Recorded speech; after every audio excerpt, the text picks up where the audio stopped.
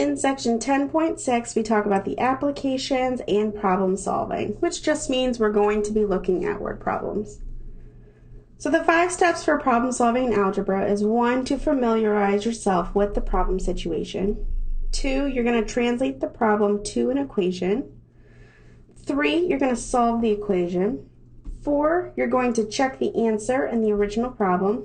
And then 5, state the answer to the problem clearly. Now, of these 5 steps, the most important is probably the first one, becoming familiar with the problem situation. The box below lists some hints for familiarization. So if a problem is given in words, make sure you read it carefully. Reread the problem, perhaps aloud. Try to verbalize the problem as though you were explaining it to someone else. You're going to choose a variable or variables to represent the unknown and clearly state what the variable represents. Be descriptive. For example, let L be the length and D is the distance, and so on. Make a drawing and label it with known information using specific units if given. Also indicate any unknown information. Find any further information, so looking at formulas or definitions with which you are not familiar. Consult the internet or a reference librarian. You create a table that lists all of the information you have available. Look for patterns you may help in the translation to an equation, and think of a possible answer and check the guess. Note the manner in which the guess is checked. So let's go ahead and start this. In example number 1, Willie knitted a scarf with shades of orange and red yarn, starting with an orange section, then a medium red section, and finally a dark red section. The medium red section is 1/2 the length of the orange section. The dark red section is 1/4 the length of the orange section. The scarf is 7 feet long. Find the length of each section of the scarf. So when we read through this, what is really important is the fact that the medium red section is 1/2 the length of the orange section, and the dark red section is 1/4 the length of the orange section. We also care that the total length of the scarf is 7 feet long. So we have 3 different sentences that give me important information. When we're talking about the medium red section and the dark red section, they described it in terms of the orange section. So that's what we want to let our first variable be. I'm going to let O be the length of the orange section.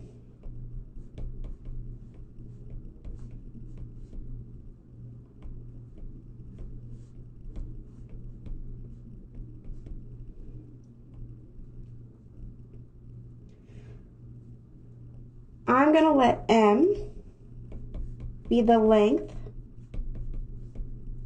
of the medium red section.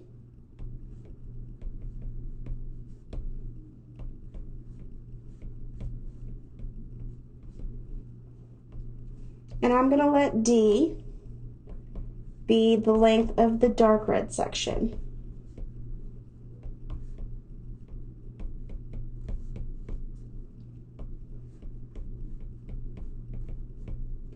So let's look at the first sentence that is written or highlighted in pink.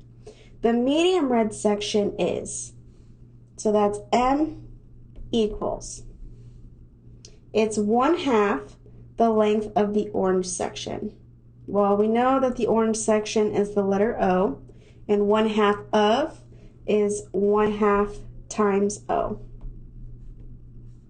or just 1/2 O. Let's look at the orange highlight. The dark red section is, so that's D equals 1/4 the length of the orange section. So very similar to the first one we just did, but this time it's just 1/4 times O. We know that the total length of the scarf is 7 feet. So that means the orange section plus the medium red section plus the dark red section should all add up to 7 feet. So we know that O plus M plus D is equal to 7. And so what we want to do is we're going to want to replace M with our 1/2 O and D with our 1/4 O, so that this entire thing is comprised of O, and then we can actually solve it.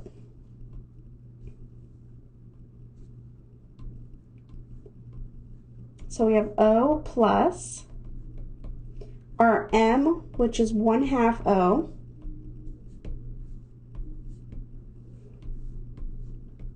plus our D, which is 1/4 O. And this entire thing is equal to 7. Well, we're dealing with fractions here, so we need to be able to get rid of the fractions. And so we need to multiply by the least common multiple. And so the least common multiple in this case is going to be 4, because I'm looking at 2 and 4. So I want to multiply everything by 4.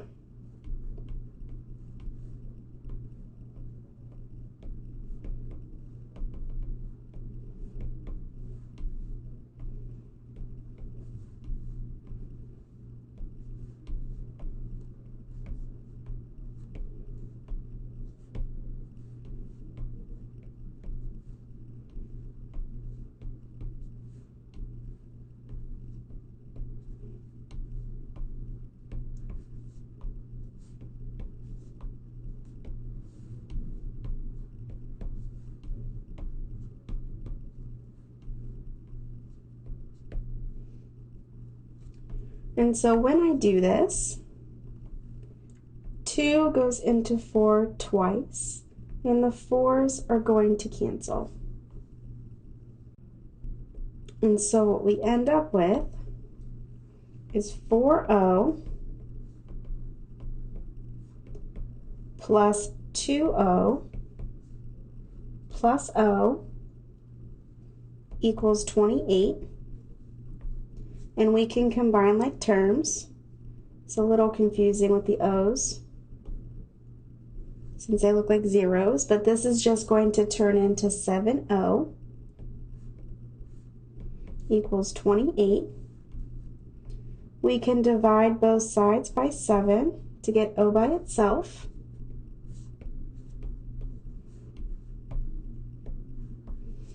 And so we get O is equal to 4. And this is going to be 4 feet. So the length of the orange section is 4 feet. We can figure out what the dark red and the medium red section lengths are by plugging them into the equations we already have made for them. And so for the medium red section, this is 1/2 times O, or 1/2 times 4. Well, half of 4 is just 2, so it's 2 feet long for the medium red section. And for the dark red section, it's 1/4 times O, or 1/4 times 4, which is just 1.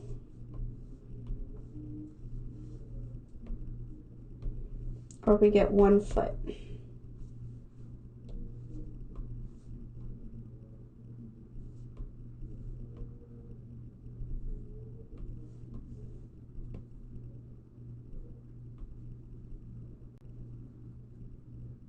Let's go ahead and try another one. A limited edition print is usually signed and numbered by the artist.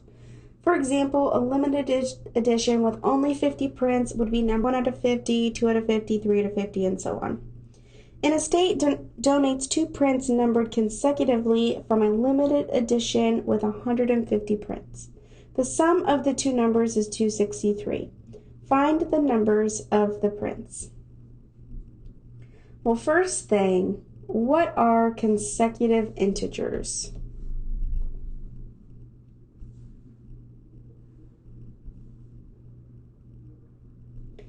Consecutive integers or consecutive numbers are things like 3, 4, 9, 10, 100, 101. So they follow each other right after. We know that the sum of the two numbers, whatever they are, is 263. So let's go ahead and set up our variables here. I'm going to let x be the first integer or the first number. And so how would I write the next print? Well, the next print has to be the one right after, which would just be x plus 1. And you can always double check this to make sure that it's right. So if the first integer is 10, when I plug it into my next equation, 10 plus 1, I would get 11, which follows right after 10. Doesn't matter what you plug in, it will always work. Well, we know that these two integers, when I add them together, should give me 263. So x plus 1 is going to give me 263. And so we can combine like terms. We've got x and x. So this is 2x plus 1 is 263. And we want to solve for x. So let's go ahead and subtract 1 from both sides.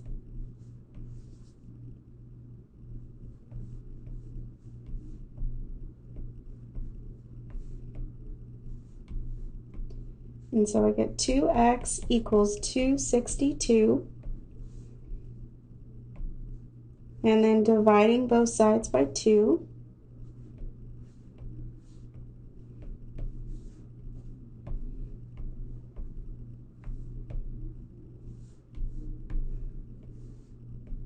We get x is equal to 131. So if that's the first print number, what would be the next one? And so it would have to be the one following it, because that's the first integer. So that means our print numbers would be 131 out of 150, since that's how many prints we had, and 132 out of 150.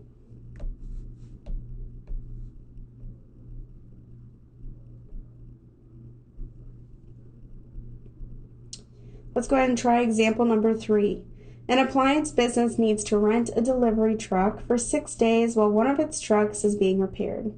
The cost of renting a 16-foot truck is $29.95 per day plus 29 cents per mile. If $550 is budgeted for the rental, should say how many miles can be driven while staying within budget. So we want to know how many miles can be driven. That's the goal. So let's go ahead and let m be the number of miles driven.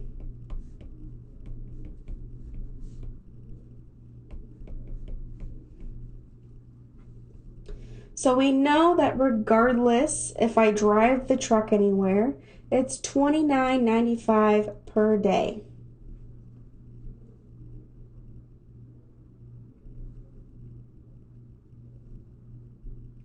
And we are keeping it for 6 days. So that means automatically I am going to get charged $29.95 times 6, even if I don't drive it. But I also have to consider how many miles I drive and how much it costs me to drive it. So it costs me 29 cents a mile, but I don't know how many miles I'm driving, so that's why we picked M. And we know this needs to be equal to $550 to stay in budget. So let's go ahead and simplify. 6 times 29.95 is going to give me 179.70 plus 0.29 m is equal to 550. We can subtract 179.70 from both sides.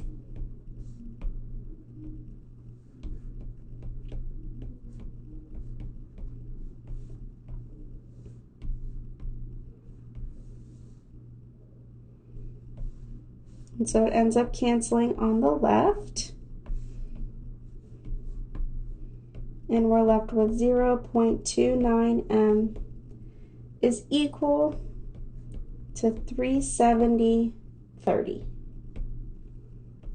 Well, to get m by itself, because we want to know how many miles I can drive, I need to divide both sides by 0.29.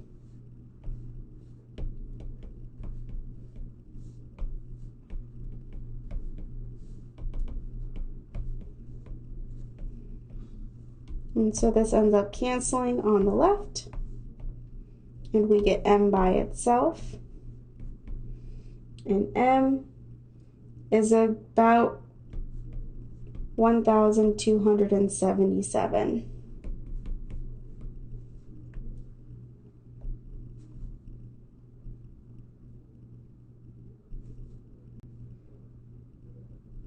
Let's go ahead and try another one. The perimeter of a lacrosse field is 340 yards. The length is 50 yards longer than the width. Find the dimensions of the field. So if I have a geometry problem like this, I like to draw a figure. So let's go ahead and draw what our lacrosse field looks like. Our lacrosse field is going to be a rectangle. And we know that the perimeter of this entire thing is 340 yards. And the perimeter just means that I'm adding up all the sides together. Well, we know that the length is 50 yards longer than the width, which we can write as 50 plus W, or W plus 50, it doesn't matter. There's nothing that is talked about for the width, so we're just going to label it W. Well, to find the perimeter is width plus length plus width plus length, but we can combine like terms.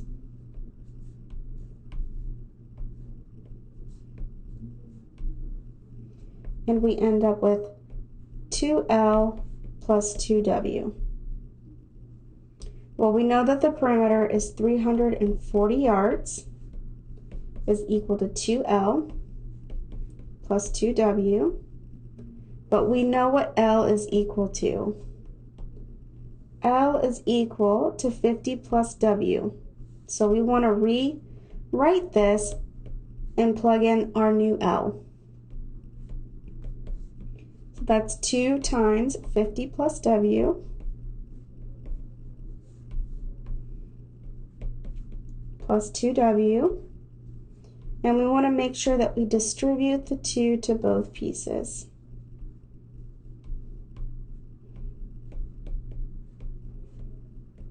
And so we get 100 plus 2W plus another 2W.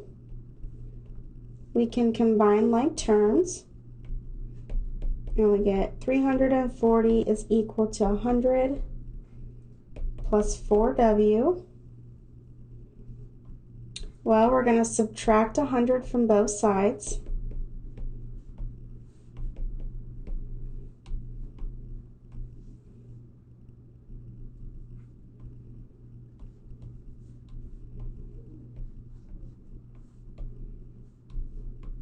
And we end up with 240 yards equals 4W. And the last thing we can do is divide by 4.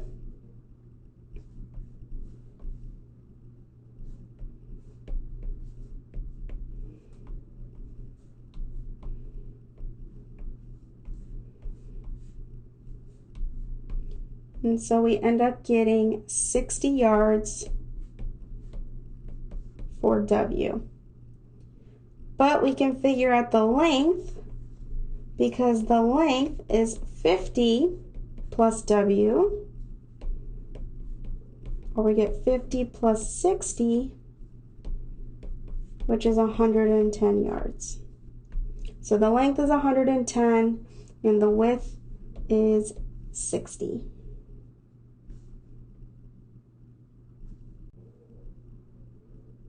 For example number 5, the average top speed of the 3 fastest steel roller coasters in the United States is 116 miles per hour. The 3rd fastest roller coaster, Superman, reaches a top speed of 28 miles per hour, less than the fastest roller coaster, King Ka. The 2nd fastest roller coaster, Top Thrill Dragster, has a top speed of 120 miles per hour. What is the top speed of the fastest steel roller coaster? So there is a lot of information that's given in this problem. So let's go ahead and get rid of some of it. We don't really need to know where these things are located, so let's go ahead and just cross these out. So it makes it a little bit easier to look at.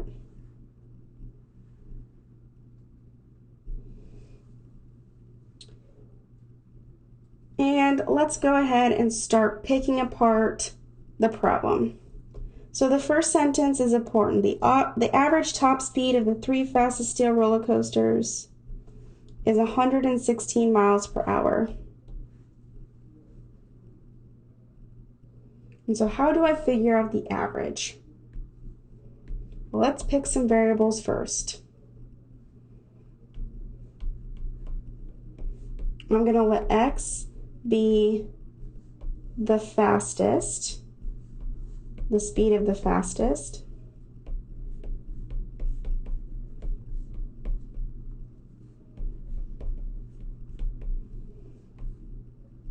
I'm going to let Y be the speed of the 2nd fastest.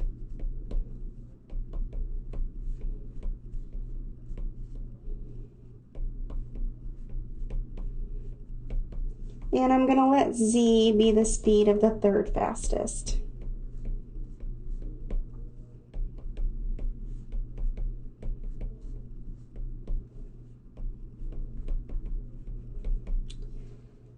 So now that I have my variables picked, we can go ahead and write the formula for the first sentence. So to find the average, we add everything up and we divide by how many ever items we added.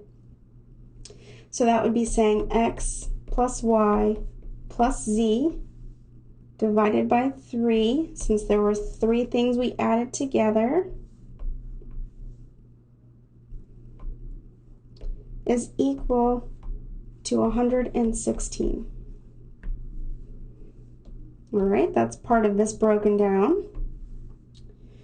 We know that the 3rd fastest roller coaster, which is Superman, reaches a top speed of 28 miles per hour less than the fastest roller coaster, King Ka. So let's go ahead and write that one down.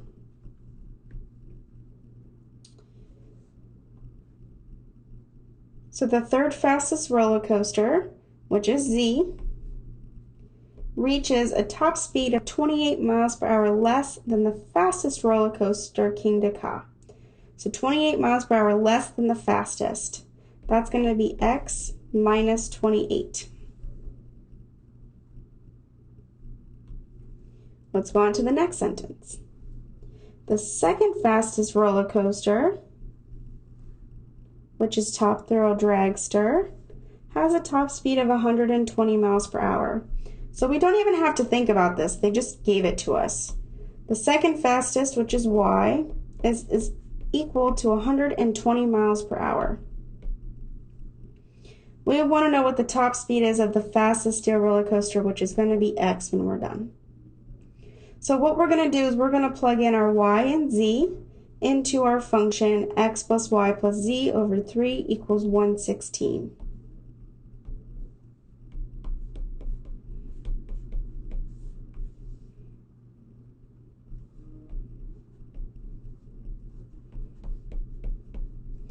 So for y, we're going to plug in 120.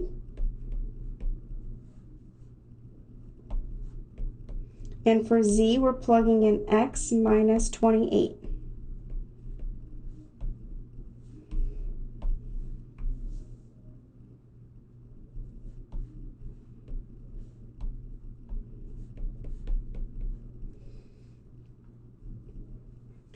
So let's go ahead and get rid of the fraction. We're going to multiply both sides by 3, which is the least common multiple. And when I do that, the 3 on top and the 3 on bottom cancel. And I'm just left with the numerator. We've got x plus 120 plus x minus 28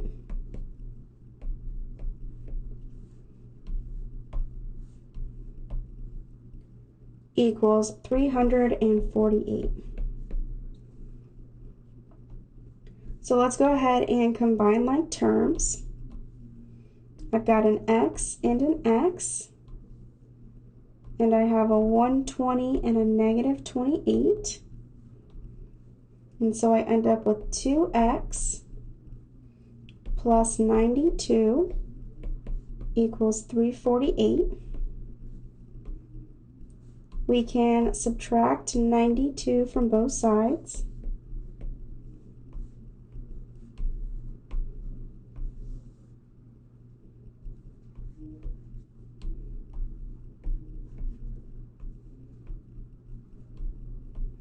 And we get 2x is equal to 256.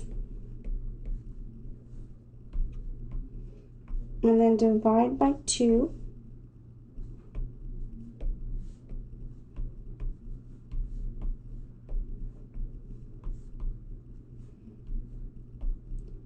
And we get x is equal to 128. And we wanted to know the top speed of the fastest, which was x. So this is 128 miles per hour.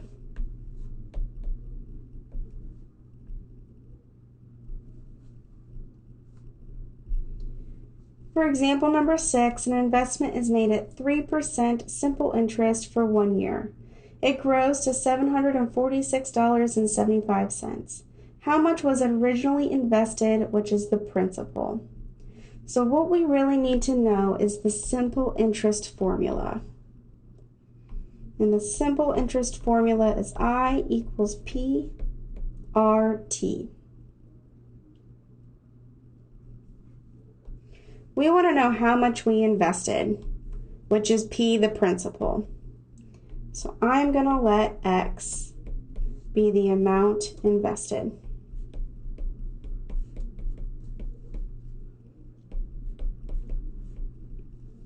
So we know that we're putting X into an account and we've gained interest on it. And that's where this interest formula is going to come into play.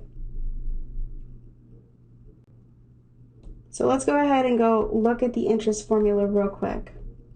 So for us, we're going to have I equals, the principal that we're putting into the account is the X that we set up. The interest rate was 3%, which we always write in decimal form. And then the T is the time in years, and this is for 1 year. And so what we end up getting is 0.03x. And so that's what we want to add to our equation, because that's the interest we've earned. We have the original amount we put in plus the interest we have earned. And this is equal to the account's new balance of $746.75. And so just as a reminder, the coefficient, if it's not written, is going to be 1. And so we can end up combining like terms on the left-hand side. And we get 1.03x equals that 746.75. We can divide both sides by 1.03 so that we can get x by itself.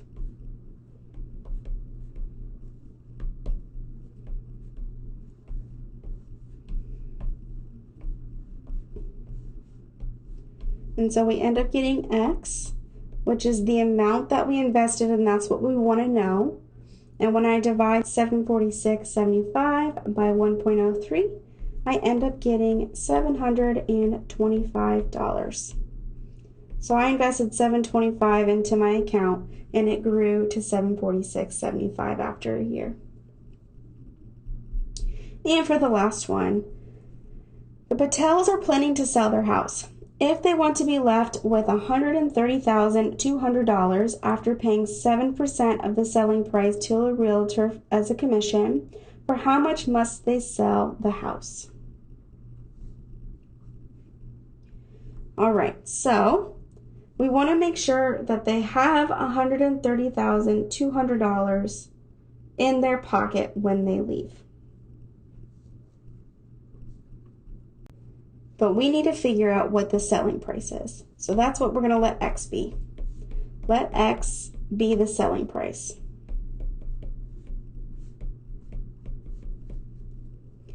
So this is kind of going to be the opposite of the example we just did with the simple interest. This time we have our selling price, and then the realtor is taking 7% of the selling price from the original price. So that would be 0.07x. And they want to be left with that $130,200. So the original selling price minus the 7% should leave them with $130,200. Again, if that coefficient is not written, so we can just put a 1. And 1 minus 0.07 is 0.93x is equal to 130,200, and dividing by 0.93,